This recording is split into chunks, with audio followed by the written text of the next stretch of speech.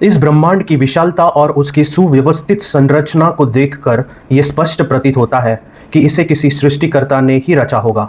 हर तारा, ग्रह और जीवन चक्र इतनी सूक्ष्मता और संतुलन के साथ कार्य करते हैं कि उनका स्वतः होना असंभव लगता है। फिर मन में ये विचार उठता है कि एक सृष्टिकर्ता के होने के बावजूद लोग अपने अपने अलग भगवान क्यों बनाते हैं? क्या ये उनके अनुभवों और आवश्यकताओं का परिणाम है, या सृष्टिकर्ता ने मनुष्य को अपनी आस्था स्वयं आकार देने की स्वतंत्रता दी है? इन सभी पहलुओं पर मैं इस प्रवचन में विचार प्रस्तुत करूंगा। मैं किसी विशिष्ट भगवान को नहीं मानता, लेकिन ये अनुभव होता है कि इस ब्रह्मांड का कोई ना कोई सृष्टिकर्ता अवश्य है। उसकी योजना और दृष्टि प्रत्येक घटना, नियम और प्रक्रिया में स्पष्ट रूप से दिखाई देती है। ग्रहों की गति, जीवन चक्र, मौसम और प्राकृतिक घटनाएं सभी एक निश्चित क्रम और संतुलन के अनुसार चलती है। जैसे नदी अपने मार्ग में आने वाली बाधाओं के बावजूद अपने लक्ष्य तक पहुंचती है, वैसे ही ब्रह्मांड की घटनाएं सुव्यवस्थित और स्थिर है। मनुष्य ने अपनी आवश्यकताओं और अनुभवों के आधार पर भगवान की कल्पना की है। ये केवल इच्छाओं का परिणाम नहीं है, बल्कि सृष्टिकर्ता द्वारा दिए गए सोचने, समझने और अनुभव करने की क्षमता का प्रतिबिंब भी है। कोई स्वास्थ्य और सुरक्षा की आवश्यकता महसूस करता है, कोई मानसिक शांति या मार्गदर्शन चाहता है। उदाहरण के लिए, एक व्यापारी अपने व्यवसाय की सफलता और कठिन निर्णयों में मार्गदर्शन के लिए अलग भगवान की ओर मनोयोग करता है, जबकि एक किसान वर्षा और फसल समृद्धि के लिए अलग शक्ति का स्मरण करता है। यह व्यक्तिगत भगवान केवल बाहरी शक्ति का प्रतीक नहीं है, बल्कि मानव मानसिकता और सृष्टिकर्ता की योजना का प्रतिबिंब है। शायद सृष्टिकर्ता ने मनुष्य को ये अवसर इसलिए दिया है कि वो अपने अनुभवों और आवश्यकताओं के आधार पर आस्था और विश्वास विकसित कर सके।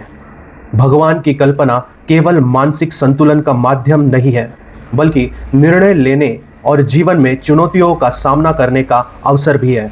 जैसे बच्चा अंधकार में प्रकाश की कल्पना करता है, वैसे ही मनुष्य अपने आवश्यकताओं, भय और आकांक्षाओं के अनुसार भगवान का निर्माण करता है।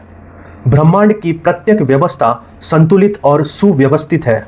ये न केवल अनुभव देती है, बल्कि सोचने और समझने का अवसर भी प्रदान करती है।